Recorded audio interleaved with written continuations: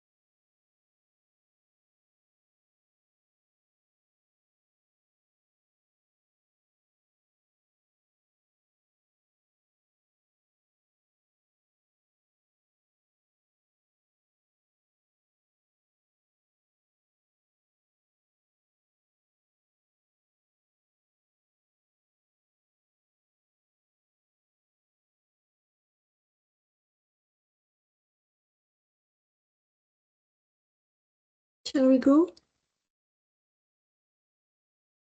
Okay, good morning, everybody. Thank you for joining in this webinar dedicated to energy efficiency and trustworthy autonomy technologies. We are together for an hour and a half. So after a quick introduction on the forging project, we will meet our speakers from 3 different startups and 3 different countries. But I don't want to spoil Eva's introduction, so we won't wait long to meet them and discover their contribution to our subject and more of that to the society. They will present during about 45 minutes, and then we will have a moderated interactive discussion, and we'll close this webinar with a short wrap-up. Some few things to consider before get started. The webinar will be registered, so and the replay will be posted on the Forging website. Just be aware. Please switch off your microphone if you are not a speaker. And if you have any question, you can send them directly through the chat, and we will answer it during the interactive discussion following the presentation. So, I am Soraya Biome, Innovation Manager at JEC Group. And let me know what forging is about. This project is funded by the European Commission under the Horizon Europe program. It aims to establish a forum that explores the potential of emerging enabling technologies. This initiative is a 3-year project that seeks to break traditional linear innovation paths by stimulating new technological vision and pathways that are environmentally conscious, socially responsible, and human-centered. And all of that is aligned with the principle of Industry 4.0. Just a few words about forging objectives and assets.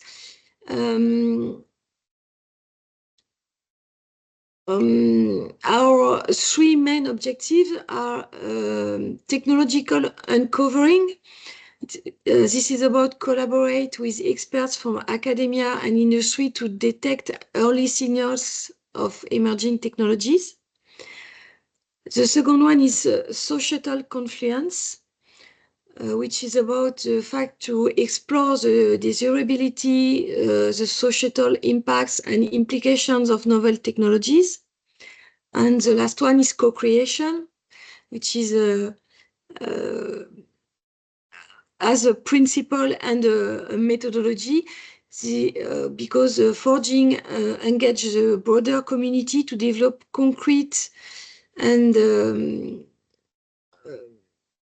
concrete use cases for technology adoption. Forging has provided 3 assets, which are the forum. Forging Forum is a European community of experts in enabling technologies. We have also worked on a playbook and on a toolbox. As I said, our methodology is mainly based on co-creation.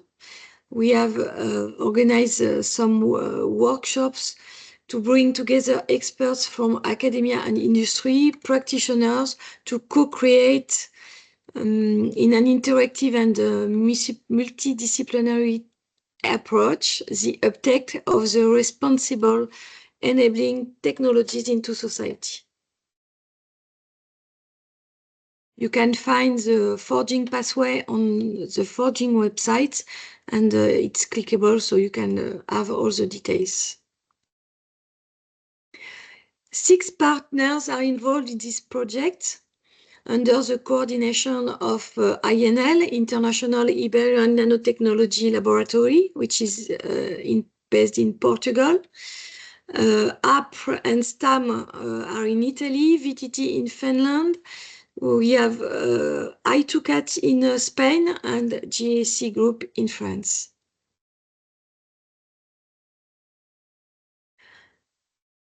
So maybe you have already understood, but our approach is to connect experts from different backgrounds.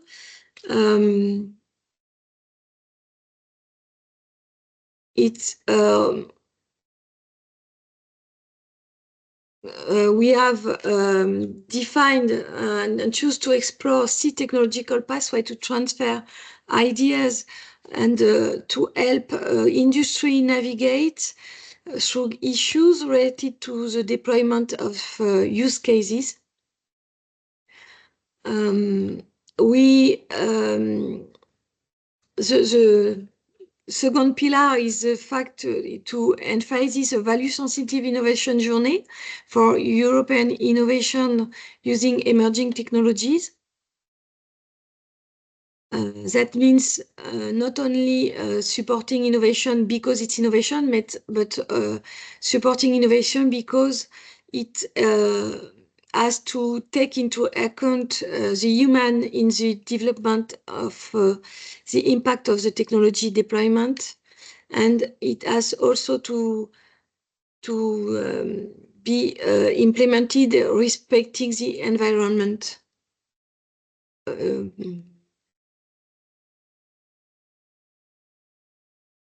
So all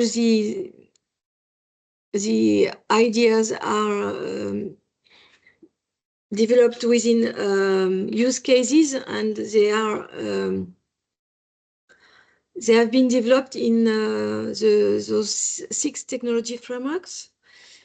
So you can have a quick look. I won't go into details, but today we are concentrate on the one about technologies for efficiency, energy efficiency, and trustworthy autonomy.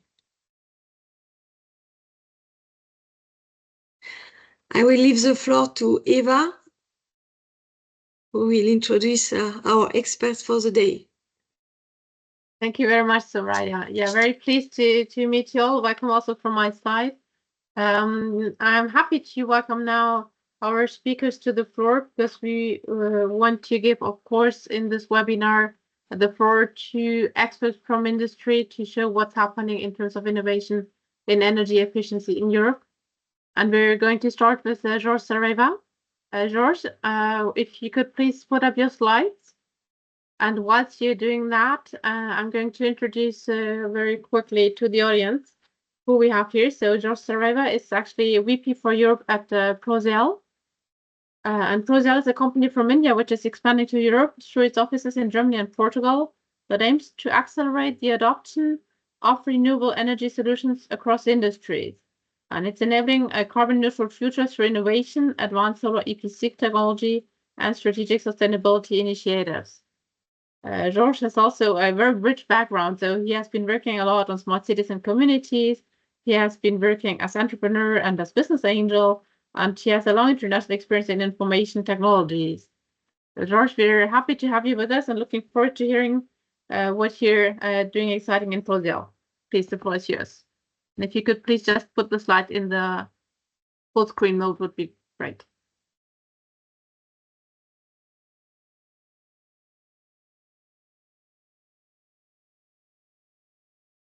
Sorry, first I need to put my unmute me. Good morning, everybody. I'm not sure if you seeing my screen. We do see it, but not the full mode. Okay, that's the easy part. Can you see it now? Great. Yeah, perfect. Thank you. Okay. Well, thank you everybody for the kind invitation. It's really a pleasure to be here. As I thought, I don't need to explain much about me and Prozel because you already did a brilliant job. So my task is very easy. I also would like to focus more on the part of co-creation where a company like Prozel can have and can add value to an object like forging. First things first, a quick intro by myself, which means really quick because I already did everything.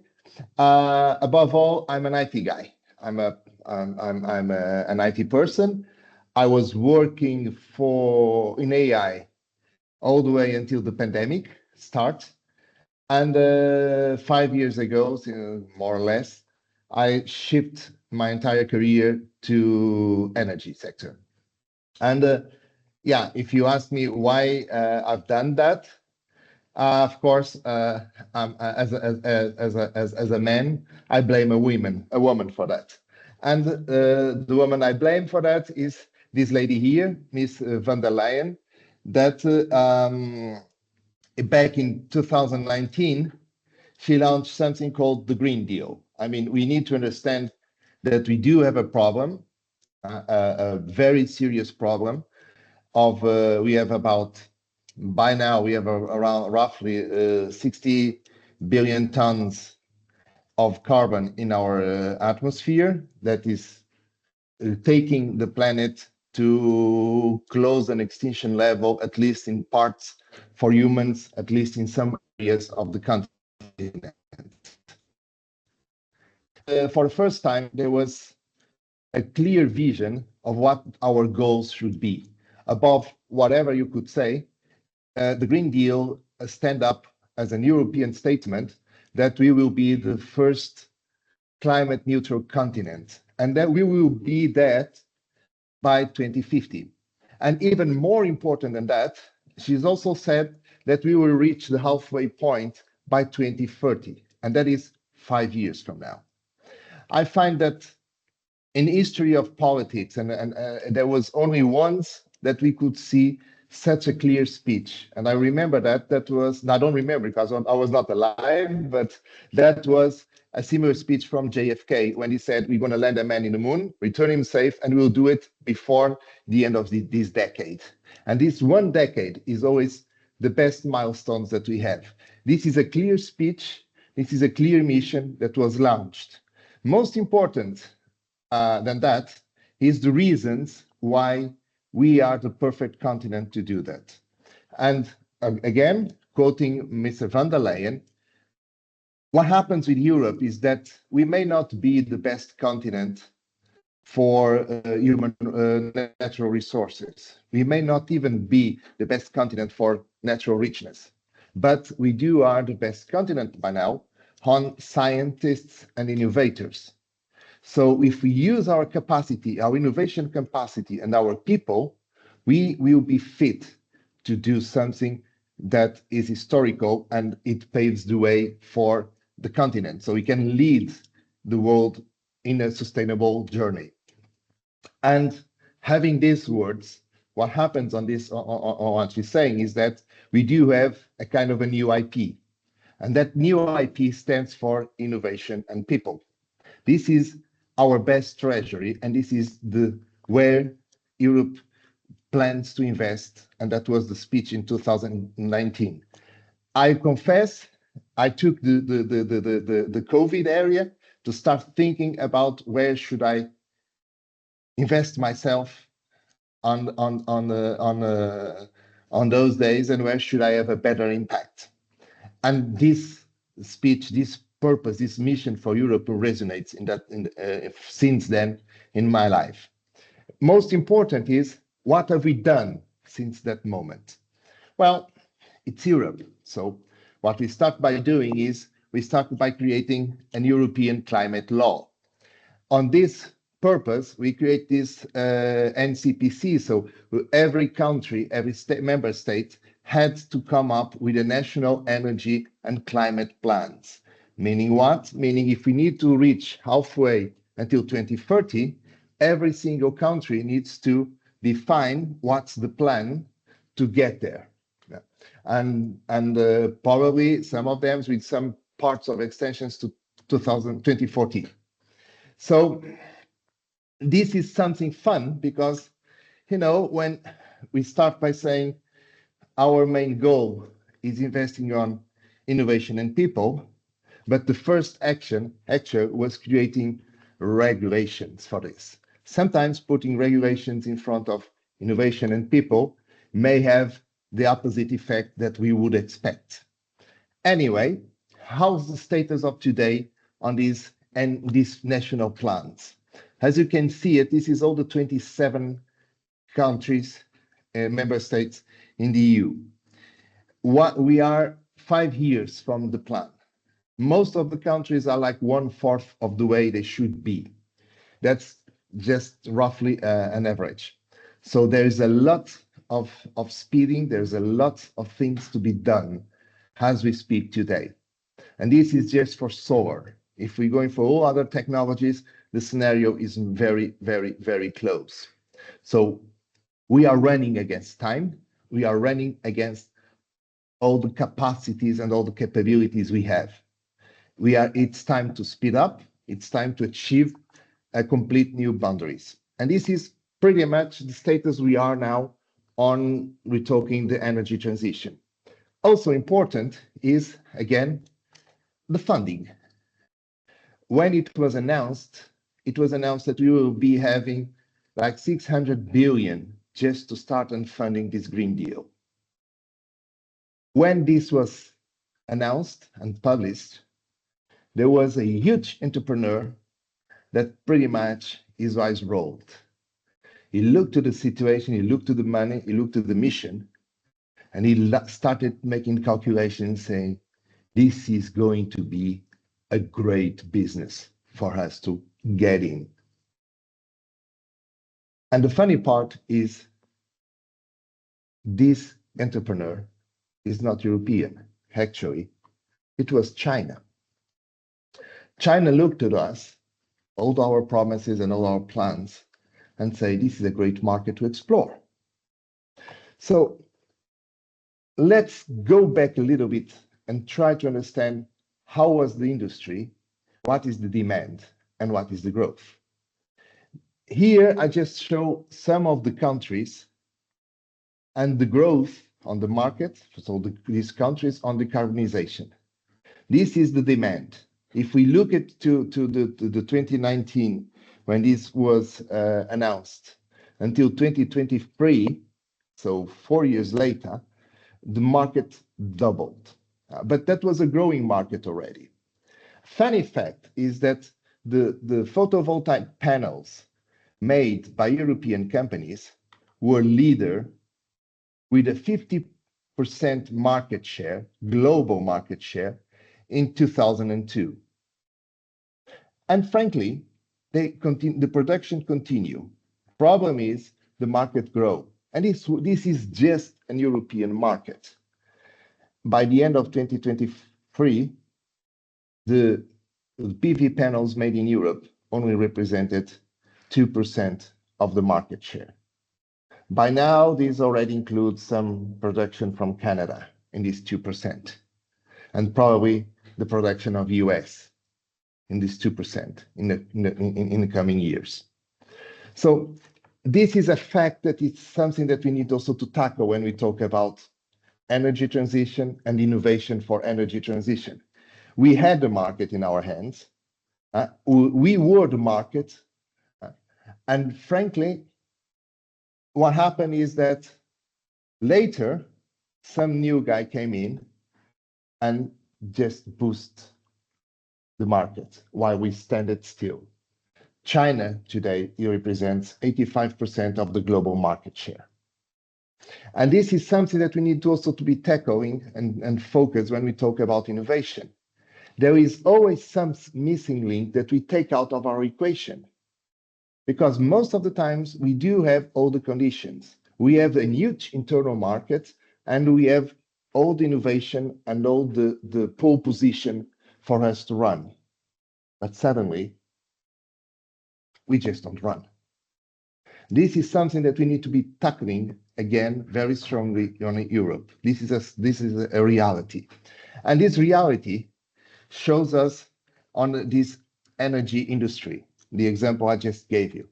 The energy industry is shifting from an old paradigm where you have the fossil-based production and all these big high voltage transportation lines goes to middle voltage transportation lines, and then it reaches to the towns and goes to low voltage transportation lines. This scenario is shifting. This paradigm is no longer the future paradigm. The future paradigm is that everybody can produce energy, so it can be produced more closer to where it's consumed. And in this paradigm, it's completely new materials. And we have a situation where most of the old companies or the leaders companies are not adapting to the paradigm, and the paradigm shifting, and it's escaping from our hands. We could make a huge conversation, long conversation, if we talk about automotive industry as well. We were the leaders, the same story.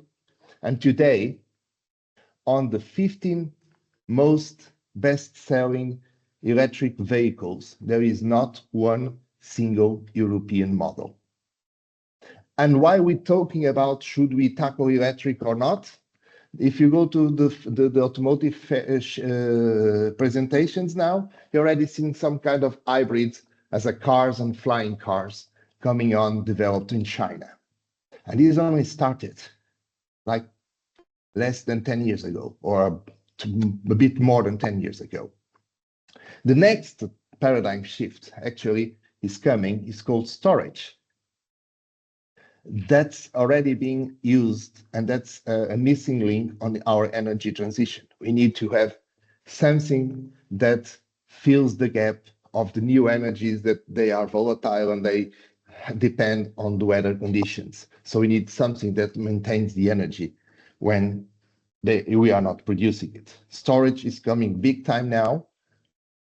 And again, probably the odds are that we are not leading this new paradigm neither. Another thing is also very important when we look at the way it is as of today. The most beautiful part that makes me very optimistic is that we are now entering the 1-to-4 ratio. What is the 1-to-4 ratio? It's very simple. For every €1 that we do invest now on innovation and on climate mitigation, it will save 4 years in future resilience. This 1-to-4 means that it's already a great business to be in this industry and to innovate in this industry. There is, however, a few problems in here in this 1-to-4 ratio. Is that the way we measure economics and wealth, it doesn't resonate with this formula. Actually, it resonates with the exact opposite of the formula. The GDP, for example, the GDP grows when you have a huge catastrophe, because when you have a huge catastrophe, you spend a lot of money for recovering, for resilience, for new, complete new resources. So the GDP goes high because of that extraordinary effect. So GDP is good for extraordinary effects because it makes more money goes in to be invested in the streets. So probably one of the problems that we have is that we still learn economics in the wrong way if we want to make it a sustainable country. We should prevent, and we should also work on the ratios like the ones that we are having here. And why is that important? Is while we're speaking, something new already emerged. We are entering in the new phase of capitalism. And this new phase of capitalism is known as the climate capitalism. Meaning what? Meaning working and innovating and investing on a climate mitigation is already a perfect business, simply because the cost of preventing is much lower than the cost of resilience or under resolving. And why is this very important? This is very important because now we are reaching to the point, and all these 4 examples we have, like it happens with the solar panels, it's happening now with storage, it happened with automotive. This is a complete paradigm shift on capitalism. Everything is going to shift. Those that makes the entire link will thrive and will be very successful. And this is actually very good news for Europe. We've been there. We have created the mission. We have the funds. We have the scale. We have all the internal markets. And of course, we have the knowledge. Probably most important of all, our future actually depends on it. Depends on the climate capitalism, depends on we manage this mission in a proper way. But we need to fix that missing link between the innovation and moving to our own internal market. George, excuse me to interrupt you, just to tell you have 3 more minutes, please. Yeah? Okay, I'll be Thank fast. So the most important here is when we talk about innovation, we need to integrate it with the mission of the energy transition that we have it. I lived that because I'm an IT guy, so I experienced that many years ago. The world, all IT was hardware, and there was a company that nobody could beat that was called IBM, that probably very few remember today or would come up. Then it shifted to software, and then it shifted to the internet and to this platform economy. A similar thing is happening with energy. So we are now living in these 5 years in the decarbonization process. We need to replace all the energy, fossil fuels on renewable energy. But this is not stopping. The next phase on the energy transition is called the digitalization. It's like it happens in late 80s that some information about money was more valuable than the money itself. Very soon, information about energy will be more valuable than the energy itself. And this will shift entirely the landscape from big corporations supplying energy to small corporations, decentralization, small energy communities, smart grids, supplying and being self-independent. This is something that we call the Internet of Energy. And this is the future. So when we talk about innovation, we need to understand how our innovation will pave the way, will accelerate this process that we are starting now. And we only started 5 years ago. So of course, we could talk about funding, keep the story short. Apart from the funding that comes from European and the US, the European Investment Bank says we need to involve private, and the private sector is also available and willing to participate. And we do have already in place with green bonds and green procurement and all the Draghi report, we have all the tools in place. We are just not using so much. I still don't see much public procurement based on green procurement and giving the right priorities that we should have on the process. So a quick just intro for us to understand is when we talk about innovation and people in one side, because the way we are moving in energy transition is more to decentralizing people, there are two different methodologies. Very, very fast, we have a constructive innovation. What is a constructive innovation? We see the flow, we work with the stakeholders that exist, and we start building solutions, small solutions for them, and start innovating, supporting the big corporations or the big companies that we are doing and making the pave. By doing this, we have a lot, we start with a lot with the public funding, and gradually, as we evolve on the process, the public fundings will be less necessary. But there's another way of doing innovation. It's something called disruptive innovation. Basically, disruptive innovation is when you see the need and you see what people want, and then you reverse engineering. The beauty part of these kinds of innovation is that you don't need so much public fundings, and you have a lot of private fundings, because every small steps you give, you already have returns, you already have positive feedbacks. And when you have positive feedbacks on the market, everyone in the private sector will invest and will pay to continue and to get more positive feedbacks. There is another side as well on the coin, and that is people. The demand we have today, we are already in 2022, we are very far from where we should be in 2030. So in people, by now we are about 4.5 million people working on the green jobs. The demand by 2030 is about 20 million people working in the green jobs. And there are fundings also for innovation. And we are living a unique moment where most of the green venture capitalists, even from the United States and other countries, are looking in Europe, because most of these other countries are cutting the needs and the missions of Green Deals and even abandoning the Paris Agreement. So a lot of more private money is also coming. What we need now to do is make a big call for doers. Meaning what? Meaning we need to establish relations and we need to work together. And that's the main point. If we all of us start working and cooperating together, it's not only the most civilized part, it's also the right way to do it. So co-creation actually is the way moving forward for everything, including the future of Europe. Thank you.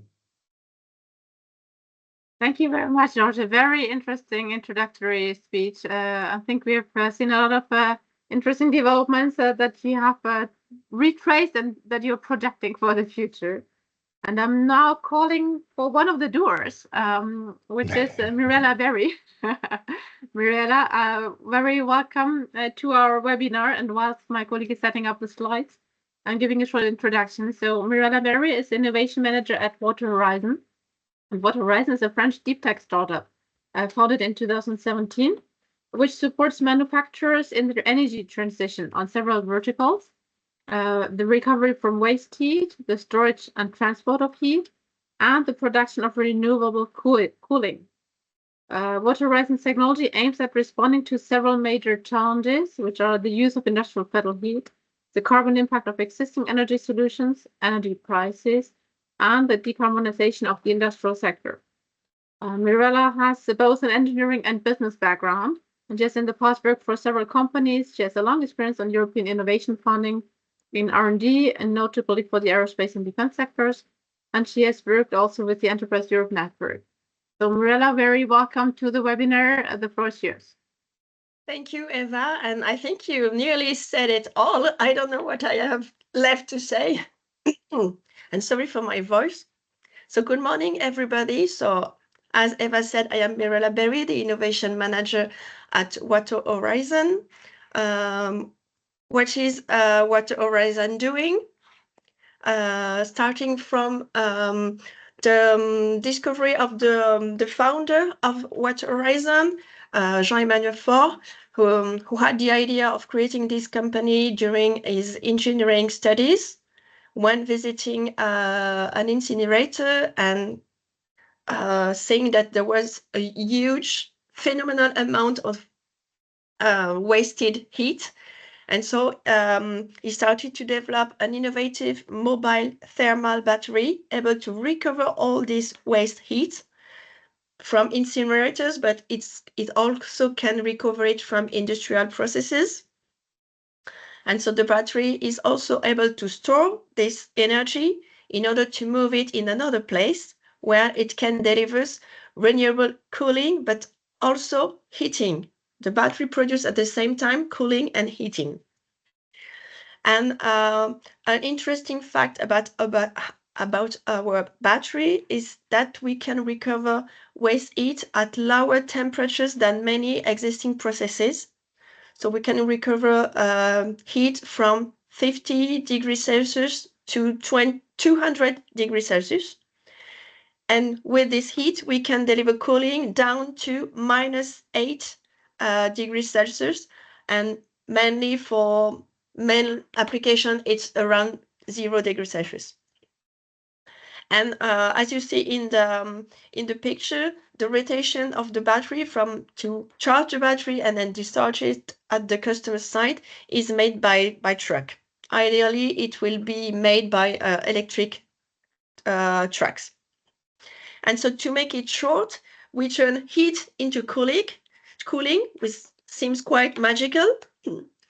And we target our main targeted markets are agri-food industries because they need both heating and cooling, data centers, which need a huge amount of cooling to cool down the servers. Also, one of our great market is hospital and healthcare companies, and also cooling district networks. Next slide, please. And here is a picture of our first 1 megawatt industrial battery, which is installed now in Toulouse and about to deliver cooling and heating. And so it recovers certain thank you. It recovers heat from an incinerator located in Toulouse and will deliver both cooling and heating to a sport complex located 15 kilometers away. The heating will be at 38 degrees Celsius and it will be used to heat a swimming pool. And the cooling will be supplied to an ice rink at -8 degrees Celsius. Next slide. And so you can see here on the left our first battery in Toulouse. It is the demonstrator in Toulouse, but we have also 2 others which are coming soon. At the end of the year, we will have another battery operating in La Rochelle in France. It will take the waste heat from incinerator in La Rochelle and deliver fishing. What's the name of fishing? I don't have the name in English. Sorry. A fishing warehouse. Sorry. And before that, we will install another battery with a slightly different technology, also near Toulouse. It's our second technology, which is a stationary battery. So we recover the waste heat from an incinerator and deliver continuously cooling, in this case, to tomato greenhouses near Toulouse. And we have more projects to come since we are carrying on feasibility studies for several either heat supplier or cooling customers. And with our solution, we tackle 4 challenges which are directly or indirectly connected to energy efficiency. First, this is the challenge of the waste heat, which is widely available in Europe, but only poorly recovered today. Only 28% of the waste heat in Europe is recovered. And water resin can answer this challenge, recovering this waste heat, and we can use this untapped potential to meet another challenge, which is the growing demand of cooling from industries as global warming intensifies. More and more industries needs cooling, and cooling devices need electricity. So we arrive to the third challenge, which is energy efficiency, because existing means to produce cooling, they need a lot of electricity, and meaning a lot of cost for the companies. And so those companies are looking for energy efficient solution to lower their dependence on electricity. And the last challenge is more global. It's about decarbonation, because industries are looking to reduce their impact on the environment and pave the way for a more sustainable future. And thermal energy is a key enabler, since it can add flexibility, allowing to disconnect the energy availability with the energy needs. And so how a solution improves energy efficiency? First, our technology allows to recover waste heat, so it reduces the energy losses for the heat supplier. And for our client who does not need anymore a cooling device powered by electricity or a heating device powered by gas, the consumer primary energy consumption is reduced. And second, our process is 100% reversible. There is no loss of efficiency over time, and no consumable is needed. And third, our process is not electricity free, but its coefficient of performance is very higher than the one of conventional chillers, meaning that it needs a lot less electricity than a chiller to provide the same amount of cooling. And the last two assets are not related to energy efficiency, but are worth mentioning them. Our process uses only water and salt, which are widely available and which are not harmful for the environment. Next slide, please. And so regarding our impacts on the clients and society, the short-term interest for our customers for our solution is economic. Our solution needs a lot less electricity, as I said before, to operate. And also we offer to the customers cooling as a service. So we do not sell the battery, we sell only energy. So they do not have to invest in a new equipment, they only pay for the energy they consume. But economy is not the only interest. Industries are more and more concerned by the environment, as people are. And with our battery, they can avoid a lot of GHG emission, greenhouse gases. The importance of this indicator is growing very fast. For instance, with our battery installed in Toulouse, we can save 1,400 tons of CO2 only 1 year.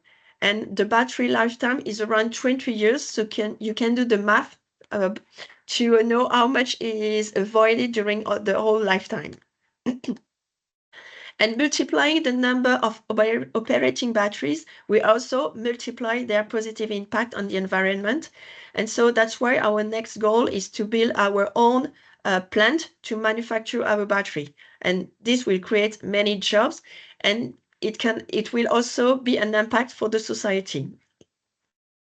And then on a very long-term basis, having many batteries operating over Europe and around the world means less pollution, which will improve public health. Next slide, please. And to calculate it, our impact versus conventional solution.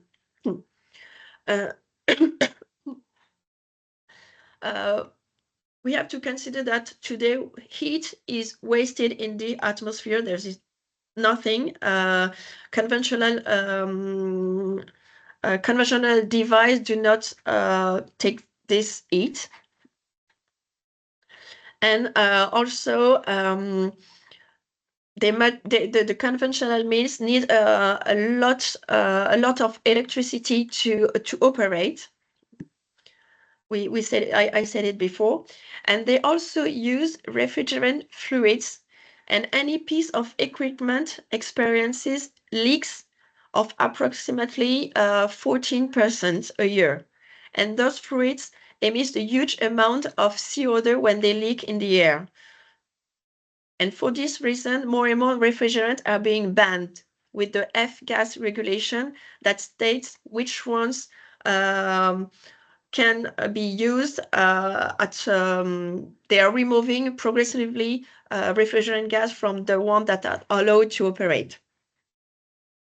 And of course, and if they are more environmentally friendly, they have other issues. It says their cost, the level of security which is needed to use them, the complexity of the process to operate them, the risk for people, only to mention a few. And with our solution, we recover the heat. We need only a few electricity to operate. And our battery operates in closed loop, so there is no consumable. And the only component we need are salt and water, which have no impact really on the environment. The only emission coming from our solution is the emission due to battery transportation, and we are looking forward using electrical trucks to do the rotation of the battery. But still, with this, the GHG emission avoided by our battery are very positive. And about the promotion of our solution, to be honest, we do not need to promote our solution, because both industry producing heat or needing cooling, they contact us directly. It's a bit hard to believe, but we receive many solicitations from our website or from the Founders Network. And so we are now staffed since the end of last year. We are enough staff to deal with all the leads coming from our website and other means. And today we have more than 200 qualified leads coming from both heat provider and industry with cooling needs. And from the discussion I had with our business team, the motivation of the customers and future customers are threefold. Of course, the environment. They are all looking for a sustainable circular solution with low GHG emission. The second motivation is economic, of course. If there is an affordable solution, it's way better for them. And the third motivation is related to communication. They want to improve the image of their company and also improve their local anchorage. If they can have cooperation, partnership with local industries, that it's really something they are looking for. And so having an industry needing cooling, collaborating with an incinerator or another industry providing heat, it's really something they want to improve. And next slide. So about policies and regulations. So our activity perfectly fits in European policies. Some of them have been also mentioned by George earlier. the European Climate Law, REPowerEU, Renewable Energy Directive, etc. And so today, all of them are in favor of lowering our impact on the environment, increasing the use of renewable energies, removing harmful campaigns, decarbonizing the industry, and all this while fostering the economic growth of companies around Europe. And today, I can say that we tick all the boxes. And last slide, so you have a picture of all the company teams. We are 34% today, and we are hiring 1 or 2% per month. And we're still working to improve our products and technologies. We are working on the absorption technology, thermal storage. So we benefit from public funding, national and European one. For instance, the first demonstrator in Toulouse is funded by the Innovation Fund.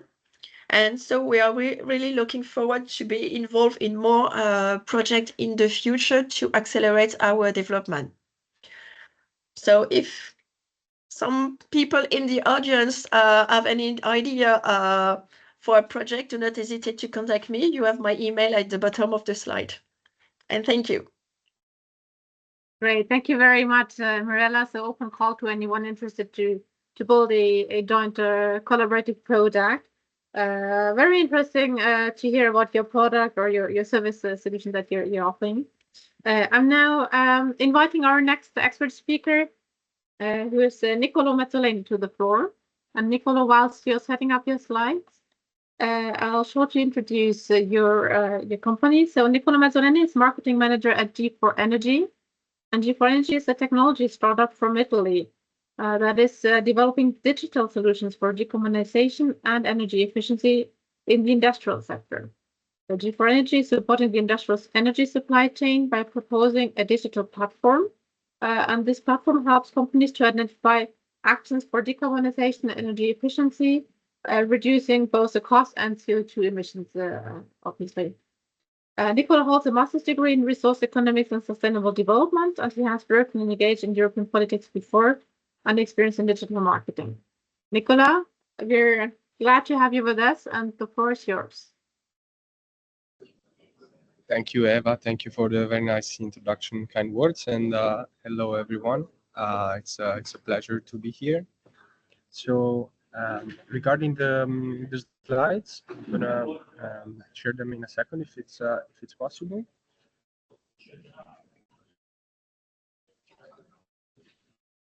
Let us know if you prefer that we set it on the Yes. Here we are. Okay. So let me know if you can see my screen now.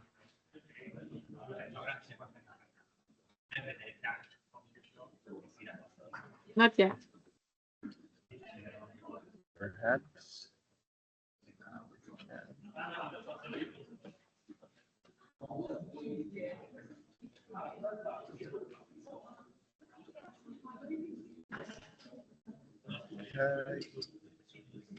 Okay, can you see my screen now? Yes, we can. Thank you. Okay, so here we go. So G4Energy, it's just to give you a bit of context. We are recently a startup. It was a consultancy before, and it's born from the collaboration between Stefano and Filippo, that are two of our basically the two co-founders of the startup. And they both come from a long background, one in academia studying energy models, and the other one in consultancy firms with a long experience in the industrial sector. So basically our mission is to address the so-called decarbonization paradox, which says that, in short, the technologies to address a big part, 50% of the current CO2 emissions are there. The problem is that it's very hard to implement those right? And the reason it's hard to implement those, it's because in order to make the best investments and the best decisions when it comes to energy efficiency decarbonization, you need to have very accurate analysis, especially in the industrial sector, these investments are really big, right? So before spending millions when it comes to renovating these industrial plants, it's important to know which technologies I should implement, how they're going to benefit me, and basically what are the numbers around these interventions. And as I was saying, the startup comes from the meeting of Filippo and Stefano, which are the two founders. But then it went from a consultancy to a real startup at the end of 2023, where we had our seed round and we raised around 1 million. And to give you an idea of what we do, we like to call ourselves a digital energy doctor. So we can imagine that the industrial plant in this case is the sick patient, and then what we do is we make a digital copy of the patient, and on that digital copy we simulate all the possible treatments, which means that we simulate the application and the implementation of hundreds of different technologies, plus we integrate external factors like the productive process, demand curves, and so on. And then once we've run all of those simulations on a technology which is called the digital twin, for those that are familiar with it, we can basically identify what the best outcomes are and what the best options are for the patient, which in our case, it's the plant. So when it comes to societal needs, of course, the way we feel we're contributing is we give access to companies to quality decisions when it comes to energy efficiency and decarbonization, which isn't easy, as I mentioned. And what we do is we help businesses and institutions make informed and also profitable decisions to enhance energy efficiency, reduce costs, and contribute to decarbonization goals. Then, of course, energy efficiency is at the core of our mission. So what we do is we leverage these advanced data and the algorithms that were developed by Stefano, who has been studying energy models and algorithms for the last 12 years in order to identify the waste of the plant, and then also optimize consumption and improve the day-to-day operations, which of course translates into economic benefits for our clients and is one of our competitive advantages. So for the impact on humans, of course, we like to think, and it's really what we do. What we do is we ensure more efficient and a healthier living and working environments, while also providing energy management tools, which can basically reduce the time and effort needed to monitor and optimize the energy consumption. And when it comes to the environmental aspects, we help businesses and also public administrations to optimize their energy use and cut CO2 emissions. So what we do is we minimize the waste and we promote the adoption of renewable energy sources while supporting the clients in achieving their sustainability goals. Then, of course, the key of our one of our key value propositions is that what we do does not only help the environment or the companies, but it does both. So we help companies save money because they make the best possible investment in energy efficiency, but we also, of course, help the environment because we're basically reducing not only costs, but also CO2 emissions. And this is a very powerful approach in our experience, because we can benefit. We have benefits for society and for the environment, but it's also very easy to get in touch with companies that want to reduce their energy costs, which brings a side effect of reducing CO2 emissions.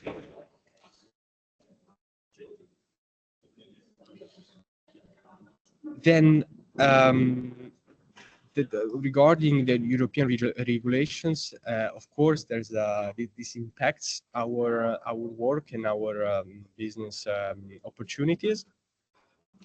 Of course, there's depending on where you're operating, things change, especially if we think of the latest political changes in the US.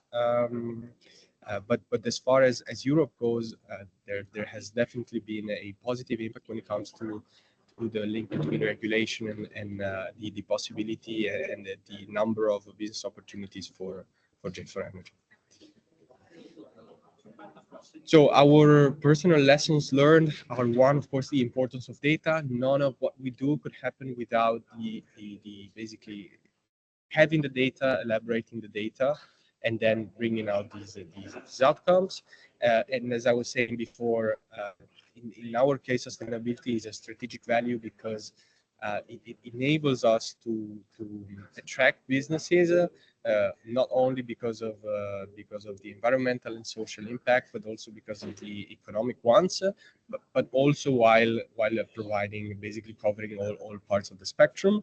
And then the last one is the regulatory adaptability. So in our case, as I was mentioning, regulations have been helpful. They are still helpful. We are still looking for options to basically access grants and finance, basically, yes, grants from the European Union, and we are currently working on it. But if there's any option or access to any particular project, we're of course open to dwelling into that. Then these are our contacts if you'd like to get in touch. And this is basically it. So again, thank you for having us, and thank you for your attention. Thank you very much, Niccolò, to you also for these interesting insights into what you're doing in your company. So I'm glad to open now the discussion session that we're having with our experts, and I'm inviting all participants to ask questions you might have, either in the chat or if we can do it in a disciplined way, we can also open microphones here. But I'm going to start first maybe with a question from my side, coming back a bit to the needs of society, and maybe starting with Georgia. You have given a lot of insights into what has happened in the past years in terms of political strategies and Green Deal and projections to what should be achieved in the future until the end of the decade and so on. So I was wondering the needs of society, because obviously when we speak about energy efficiency, we know that environmentally that there are some positive things. But what about the society? What's the need of society that we're answering? Well, I think that there is one big change that we are going to watch in this energy transition, and that's more the end of the cycle of the energy transition. And just as a perspective about the society, is as simple as this: everyone in our society do have access to sun, they do have access to wind, and most of them, or a big part of them, have access to water. Meaning what? Meaning all the renewable energy can now be produced by any citizen just by putting some panels in the house. Very soon, it will be the entire house material that needs to be researched to also provide energy and to use the benefits of energy. So if we're talking about any single person can produce their own energy, or even every single person can produce more energy than they need, then you are entering a new societal organization where people can sell energy or can share energy one to the other. That's the concept that we are moving towards, which is known as the Internet of Energy. So when we reach to that point, or when we are getting closer to that point, we still have to have information handle and lots of innovation that needs to be there. But when we are reaching to that point, this is a huge leap on the way that an entire society is organized. So by saying this, there are lots of principles, like we could have a basic universal income just because of the energy that we can produce and sell. So we have a good societal background that all humans can be part of it. But what we're talking about is not only the society as an organization, is also the change of the economics of the society that's involved. And this is a beautiful future. I'm really very enthusiastic about it. And I believe that society will soon be very, very much engaged. We are always very focused on the consumption we already have, on recycling we already having, and also we on being more and more sustainable, mainly on southern countries. Almost everybody already has solar panels and everything. So what's still missing here is the meeting point, right? So because we are doing big things in large scale and utility scales, and we are doing small investments and small concerns on the small scale, on individual scale. Soon, both of them will meet. So what happens is that we need to realize that most of the cities, they do not need to have these big companies producing energy and making it flow inside of the cities, but we should also start saying every block, every neighborhood should be an energy community. And probably they should have a storage system to share the energy and among themselves. So this is a paradigm shift. There is not the technology to support it, and that's the big opportunity for everyone. So again, that's what I'm always saying. If we want really to make innovation, we should focus also on this kind of disruptive innovation, because you don't have smart grids to support all this multi-flow energies in our neighborhoods. We don't have the systems to make accountable what you produce and what you sell and make a selling direct. There is a lot of technologies still not developed. Most of them still even started just in a basic point. But above all, and that's that's the main question, we do have a society that is willing to be part of the change, because everybody's concerned with climate and the way we are moving, and we also have in the big scale, we are also making the right steps. It's too soon, but definitely that's probably the strongest opportunity for everyone. But again, it's going to be a paradigm shift. Okay. Probably not the companies we know today. All right. Thank you very much, George. I hear those ideas about decentralization and engaging communities and into that. And I wonder, Mirella, even though you might not involve whole communities, I understand that you work on the interconnection between those actors which, for example, have waste heat and those which could benefit from that. So trying to ensure that there's a reduction of the energy losses that we currently have in a lot of places, industry, but also beyond industry. And that there's this necessity also to work on that and ensure that it's more flexibility. And is that cooling as a service that you mentioned a way to go, so that we do not all need to invest into the systems, into the installation of the infrastructure, but that it's more the service that we can use, and that can be then, let's say, upscaled maybe. Would you like to share a bit on that? Okay, so yeah, we offer the cooling as a service because the investment which will be needed to buy our battery is really important. And so we just copy the way wind farms and photovoltaic projects are being developed. So this has been done for 20 years to use this way of developing a renewable energy. And I used to work for a company developing wind farms in the past, a long time ago.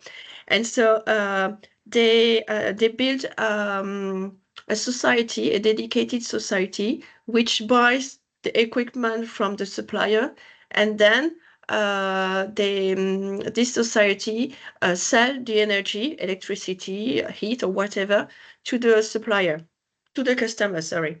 And so we decided to do the same with our technology not for the first project because it was the beginning, but for in the future, we will create a dedicated special vehicle purpose entity. And this entity will buy the batteries to Water Horizon, and we will invest in this company also. And the company will sell the energy to the customers. And we want also to involve other stakeholders in those SPV, special purpose vehicles. It can be the waste heat provider, which can also invest in the SPV. It can be maybe public stakeholders, and this also will increase the collaboration locally, partnership between partners for the benefits of all. Okay, great. Benefits for all sounds like a good plan for society coming back on that. So, okay, great. So maybe a question more on the technology side, because George just said there is not even yet the technology that we need, maybe. So we need to go towards disruptive innovation here. Is there something that you can say from that point of view on your solution? Yeah. Our technology is disruptive because when the founder thought about it, there was the technology is about a thermochemical reaction, and we use water and salt, not sea salt, another salt, but I cannot tell you which one. And the heart of our know-how is to master the thermochemical reaction. So we know perfectly how it works, and so we can manage it very precisely to recover waste heat in the most efficient manner and to deliver cooling and heating also very efficiently.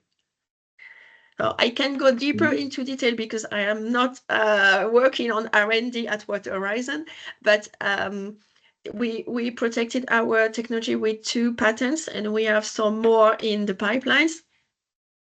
But yeah, it's really a disruptive technology because of the salts we decided to use, because we mastered the reaction, and also our battery is made on off-the-shelf components. So it's the way we put them together that allow us to master the reaction, and because we know perfectly the reaction, we can do all this. Okay, sounds great. So we understand that you can't disclose all the confidential information, so no worries. So maybe a question for Niccolò, because you're a company that is offering technology solutions or technology platform to help others, especially industry players, measure energy consumption and to find ways on how to optimize that. And I was wondering, because we obviously see that benefit from the environmental side, that when you optimize the processes, there can be reduction of energy use and maybe reuse of waste energy and so on. So certainly depending on the different customers. I was wondering, is there a trade-off, or have you seen that there can be a trade-off at some customers between this optimization from the environmental point of view and an energy point of view versus impact on the humans? And when I speak about humans, it could be either the staff of the company or outside. Yeah, so that's a great question. I think I don't think the answer is yes, in the sense that, of course, So there's usually a correlation between technologies that reduce costs and reduce emissions. So usually when you make an investment in energy efficiency, you're not only reducing costs, but you're very, very likely also reducing CO2 emissions. The question is, from my perspective, the question is whether you can maximize the reduction of CO2 emissions.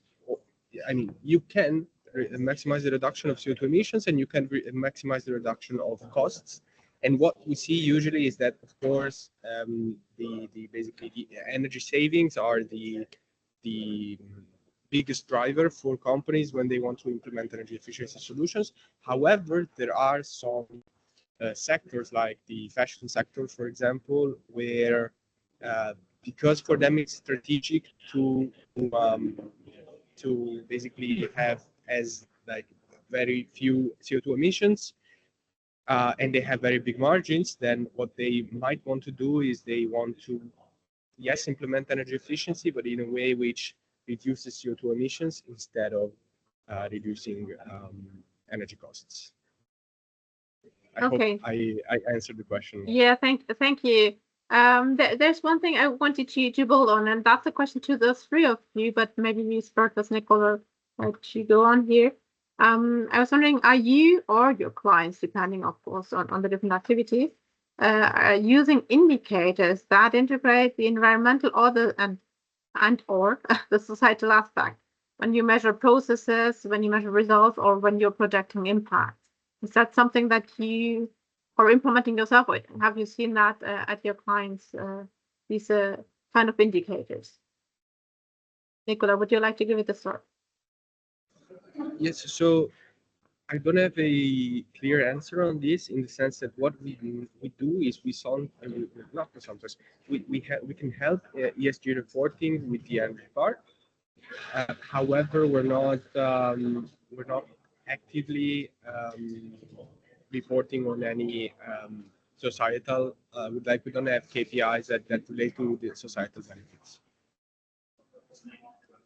Okay, maybe George, is that something you would support? What are your thoughts on that? Yeah, we at Prozil, we install big solar plants or wind plants or hybrid plants, which is solar plants and the storage and wind. So none of these big constructions are possible without all types of studies and from environmental impact to the injection for the public grid and to how many people in the area will be served. So yeah, we do have all these KPIs impacts that they are even up front of building the solar farms, and a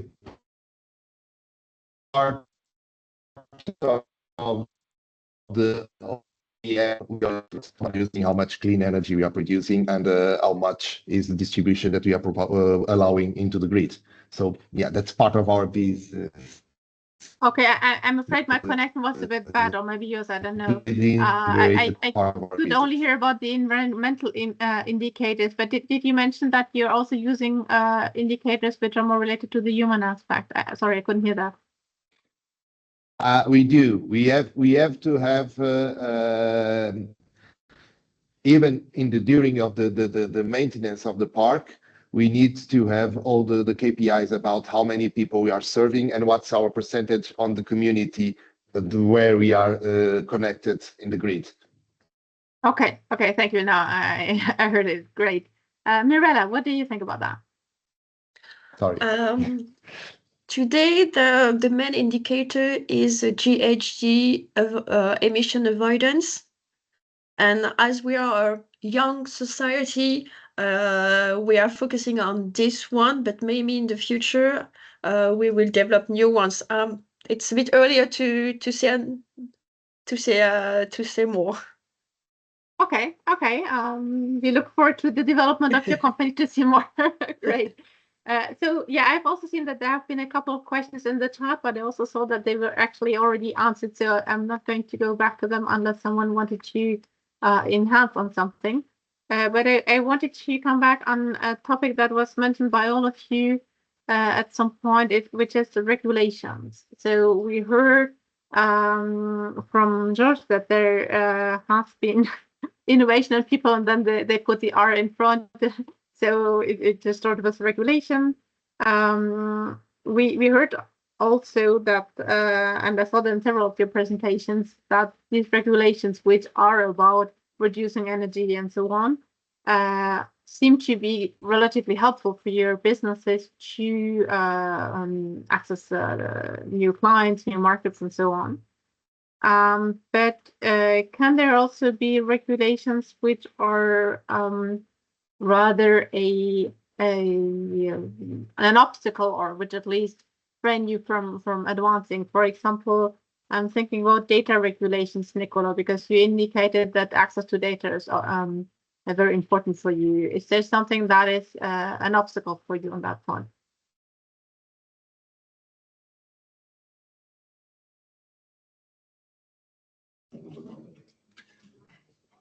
So I wouldn't say specifically, because one of the features of the software is that we don't need a lot of data in order to come up with business cases, and this is one of our strength points. Because of the models we use, we're able to figure out with very high precision what the configurations of the plans are. And so I wouldn't say so. So in our case, it's there's a lot of like, we recognize the fact that there's a lot of value in the data, but it's usually not an obstacle for us. Okay, thank you. And Mirella, I heard that you do not even need to do communication marketing for your company, because it's already speaking for itself. But what can you say about regulations? Is that something that's brought you new clients? Is there something that's an obstacle more on maybe on the battery side? Yeah, please let us know. No, not really obstacle related to regulation. It's just we need to know the regulation really well. And as we are not a lot of people, it's a hard work. There are many regulations, so we need to assess them to check that we fit in them and what are the impacts positive most of the time for us. But we can't we need to analyze all of them. It's just the time we need to check that we are well aligned with those policies. And maybe the only thing when you deal with innovation, and moreover a disruptive innovation, is that you are out of the box. So there are, in France, it is the case, there are incentives for to decarbonize industries, but most of the time they list the eligible technologies, and we are not there, obviously.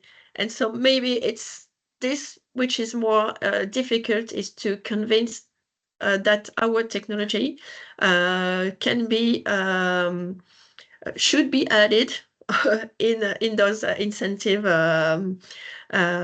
support. Okay, yeah, thank you. So it's time for disruption also on that side, not only from the technology.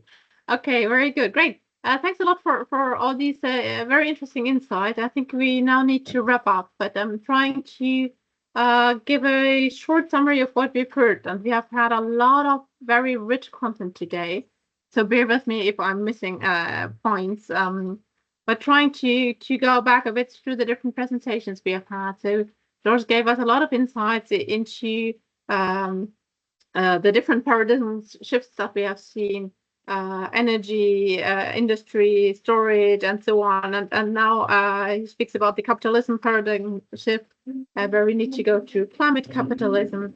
I remember you said something like the cost of preventing is much lower than the cost that we could have possibly in the future if we're not doing it. So that's some kind of takeaway I think we can all take. I heard also a lot about this idea from decarbonization, which is, as Mirella also just mentioned, in public policies and also related to funding. But there's also a lot about digitalization, and we've heard that in different presentations. But now we heard from Josh also about the decentralization, so the idea of involving whole communities, so going from large corporates, small companies, but now the whole community, which should or could be involved in this effort to reduce energy and to be more neutral on the climate here, and not only look into public funding, but trying to find this disruptive innovation to enhance the private funding, which would automatically come in that case. So then we heard from Mirella very interesting things about this technology that we have developed and the solutions that you're providing to your different customers. And I very much like the idea of this mobile thermal battery and these special purpose vehicles that I understood you're setting up. And the idea that also comes back a bit to what we heard about this involving different stakeholders, because what is a loss for one can be a gain for the other, and we should certainly work on this interaction and trying to address this this need to share what is a loss for what's the waste for one with what could be useful for the other. So I heard about the flexibility for energy efficiency, which is key, and also very interesting to hear that you're not selling your product, your battery as such, but you're selling the service which is behind, so the energy. So interesting approach to that the different model. Then yeah, we heard from Nicola about another approach, which is in his company that they have developed the technology to propose the analysis to customers to be able to help them optimize their processes in terms of energy and use of energy especially in the industrial processes. And we heard about the environmental benefits that can stem from that. Also, luckily, apparently not negative for humans. So happy to have heard that. Because we discussed about that impact on society and the possible needs that society have that we can answer through our energy efficiency solutions.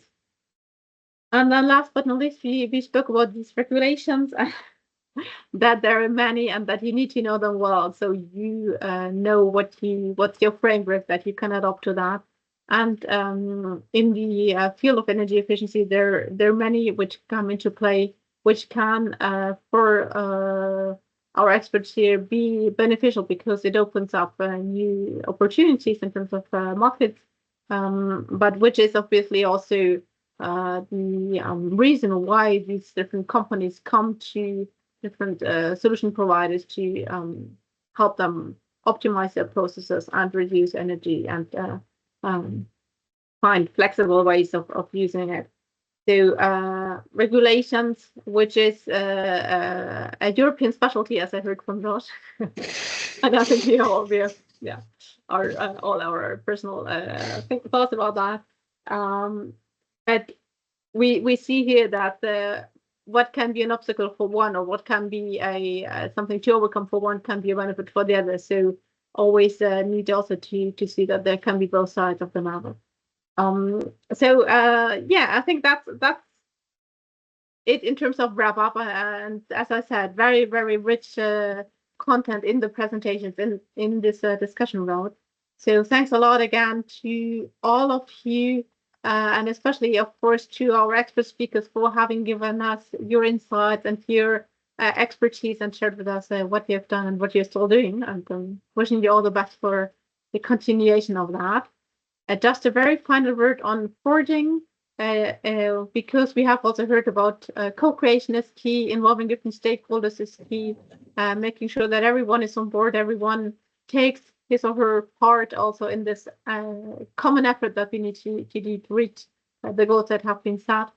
I wanted just to remind that we in Forging set up a community of experts from very different horizons, and we invite you to join it if you haven't done that already. make sure that you're you're checking our website. We have access to the community there, and you can subscribe, and we will be happy to involve you in our different activities. And I've heard also about your interest in possibly joining consortia for public funding. So there's also something we work on that. So do not hesitate to get involved in funding for further energy efficiency in the future. And a big thanks again to all of you, and I wish you a great day. Thank you. Goodbye. Thank you. Thank you. Thank you. Goodbye.